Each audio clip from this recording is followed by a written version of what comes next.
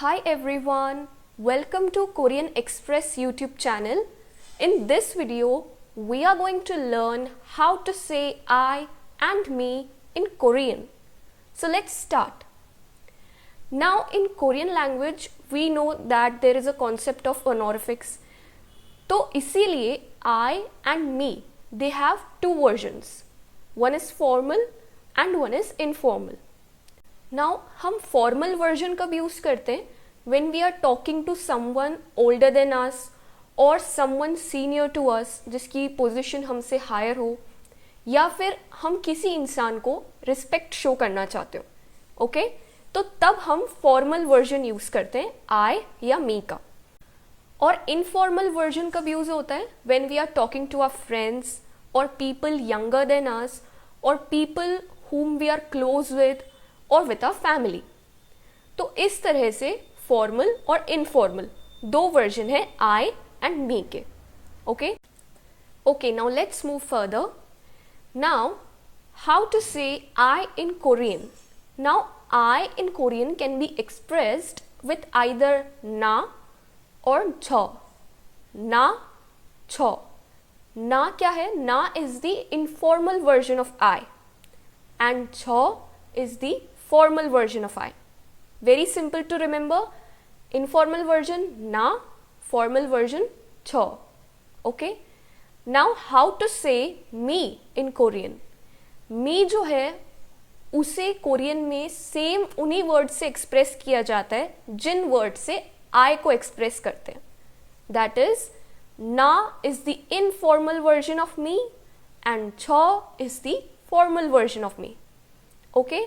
इसका मतलब क्या हुआ? आई और मी दोनों के लिए सेम वर्ड्स का यूज होता है. इनफॉर्मल में ना और फॉर्मल में छ. Okay, all right. नाउ जब भी ना या छ को हम एज अ सब्जेक्ट यूज करते हैं सेंटेंस में, तो उसका ट्रांसलेशन क्या होगा? आई. और जब भी ना और छ को हम एज एन ऑब्जेक्ट यूज करते हैं सेंटेंस में, तो उसका ट्रांसलेशन होता है मी. ओके, नाउ क्वेश्चन ये आता है कि जब आई और मी दोनों का ट्रांसलेशन सेम है, ना और छ, तो मैं कैसे डिफ्रेंशिएट करूंगी कि मैंने एज अ सब्जेक्ट इन्हें यूज किया है या एज एन ऑब्जेक्ट? तो इसका आंसर है the particles used after them are different. हमने कोरियन पार्टिकल्स पढ़े थे, subject particle and object particle, जो मार्कर्स होते हैं, सब्जेक्ट एंड ऑब्जेक्ट मार्कर्स, ये हमने पढ़ा था. तो ये यूज किए जाते हैं कैसे? द सब्जेक्ट मार्कर निन फॉलोज ना एंड छ to express I in Korean. Okay, this is a subject marker. तो ना और छ के आगे जब निन लग जाता है तो उसका मतलब होता है I. And similarly the object marker र फॉलोज ना एंड छ to express me in Korean. जब ना और छ के आगे ऋ लग जाए तो उसका मीनिंग मी होता है. ओके, सो इस सब की समरी क्या हुई?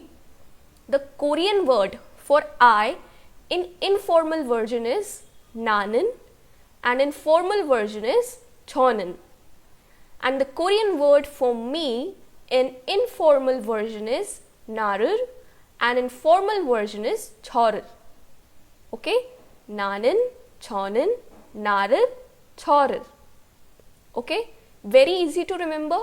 जब आई होगा तो एज अ सब्जेक्ट नानन एंड छोनन, सब्जेक्ट पार्टिकल्स यूज हो रहे हैं. जब मी होगा तो एज एन ऑब्जेक्ट नारर, छोरर, ऑब्जेक्ट पार्टिकल्स यूज हो रहे हैं. Okay, now let's see some examples in sentences कैसे यूज होता है. ओके, व्हेन ना एंड छ act as subject in a sentence. For example, I ate apple. तो इनफॉर्मल वर्जन में अगर लिखना हो तो नानन एप्पल एट. हमें पता है कोरियन लैंग्वेज में जो बेसिक सेंटेंस स्ट्रक्चर होता है वो क्या होता है? Subject, then object, then verb, SOV. तो सब्जेक्ट हमारा आई है, नानन apple eat, subject object verb. मैंने यहाँ एग्जाम्पल्स में इंटेंशनली पूरे सेंटेंसेस को कोरियन में ट्रांसलेट नहीं किया है ताकि हमारा फोकस सिर्फ सब्जेक्ट और ऑब्जेक्ट पे रहे, I and me. Okay, so the informal version is नानन apple eat and the formal version is छानन apple eat. Subject object verb, informal में नानन यूज हुआ, फॉर्मल में छानन. Now the second example is I am happy. हमने subject adjective वाली sentence structure भी पढ़ी थी. So in that structure subject comes first and then adjective. तो सब्जेक्ट है आई, इनफॉर्मल वर्जन नानन and then happy, and in formal version छानन and then happy. Okay, आपने आई के ट्रांसलेशन देखे इनफॉर्मल और फॉर्मल वर्जन में. Okay, now see the examples when na and cha are used as an object in the sentence. Okay, now the first sentence is my friend understands me. Now my friend is the subject, me is the object and understands is the verb. तो my friend subject पहले आएगा, फिर object. object कौन है? me. तो नारर, and verb is understands. subject object verb. In formal version में नारर. ओके, एंड फॉर्मल वर्जन में नारर की जगह क्या हो जाएगा? छौरर. माई फ्रेंड सब्जेक्ट, छौरर object, understands verb. Okay, another example, my mother loves मी.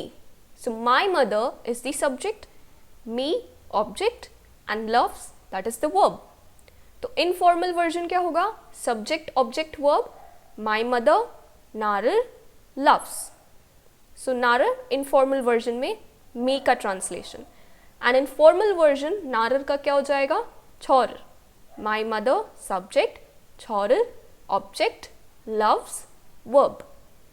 तो आपने एग्जाम्पल देखा, व्हेन वी यूज ना एंड छौ एज ऑब्जेक्ट, तो ये सेंटेंस के बीच में प्लेस होते हैं. बीच में इन द सेंस पहले सब्जेक्ट, फिर ऑब्जेक्ट, फिर वर्ब. ओके, आपने पोजीशन देखी कि as a object and as a subject ना और छौ की क्या पोजीशन होती है सेंटेंस में.